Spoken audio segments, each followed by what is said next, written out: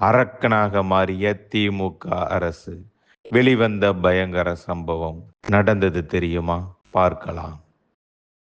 பெரியவர் என்றும் பாராமல் இரவில் கலைஞரை கைது செய்தது மிகப்பெரிய கொடுமை என்றெல்லாம் பக்கம் பக்கமாக கண்ணீர் மல்க கட்டுரை எழுதுவார்கள்.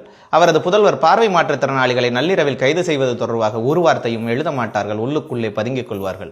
12 நாட்களாக பார்வை மாற்றுத்திறனாளிகள் போராடி கொண்டிருக்கிறார்கள். ஆனால் முதல்வரோ பாராமுகமாய் பாராட்டு கூட்டங்களிலும் தமிழகமே சுவிச்சமாய் இருக்கிறது என காணொலியையும் வெளியிட்டுக் கொண்டிருக்கிறார். நாங்கள் வேலை வாய்ப்பு கேட்கிறோம், எங்களது உதவித்தொகையை உயர்த்தி தர சொல்லி கேட்கிறோம், மாநில அரசு மறுக்கவில்லை, மத்திய அரசு தான் நிதி கொடுக்கவில்லை என்றெல்லாம் பேசுகிறார்கள். ஆனால் ஒரே இரவில் மகளிருக்கு உரிமை தொகை வரவு வைக்கப்படுகிறது. இதை சமூக நீதி என்றெல்லாம் சவுடாலாக பேசுகிறார்கள். ஐயா, அதிக வாக்கு இருப்பவர்களுக்கு வாரி வழங்குகிறீர்கள், வாக்கில்லாத எங்களுக்கு வாய்க்கரிசி போடத்தான் நீங்கள் நினைக்கிறீர்கள்.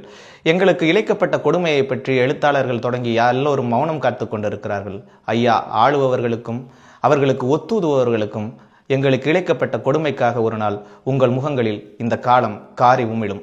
சென்னையில் பிப்ரவரி 17 நள்ளிரவு மாத உதவித்தொகையை உயர்த்த வேண்டும் என 5 நாட்களாக போராடி வந்த மாற்றுத்திறனாளிகள் மீது காவல்துறை நடவடிக்கை எடுத்தது.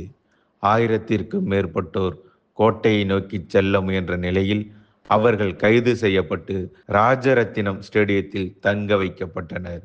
மண்டபத்தில் தங்க வைப்பதாக கூறிய பேருந்துகளில் ஏற்றிய பின்னர் பல்வேறு இடங்களில் இறக்கிவிடப்பட்டதாக போராட்டக்காரர்கள் குற்றஞ்சாட்டினர். உணவு, தண்ணீர், கழிப்பறை வசதி கூட வழங்கப்படவில்லை என அவர்கள் வேதனை தெரிவித்தனர்.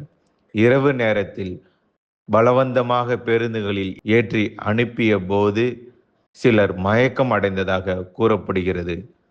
1500 ரூபாய் உதவித்தொகையை உயர்த்த வேண்டும் என்பதற்காக தான் எங்கள் போராட்டம். அதற்காக எங்களை இப்படி நடத்தலாமா என்ற கேள்வியை அவர்கள் எழுப்புகின்றனர்.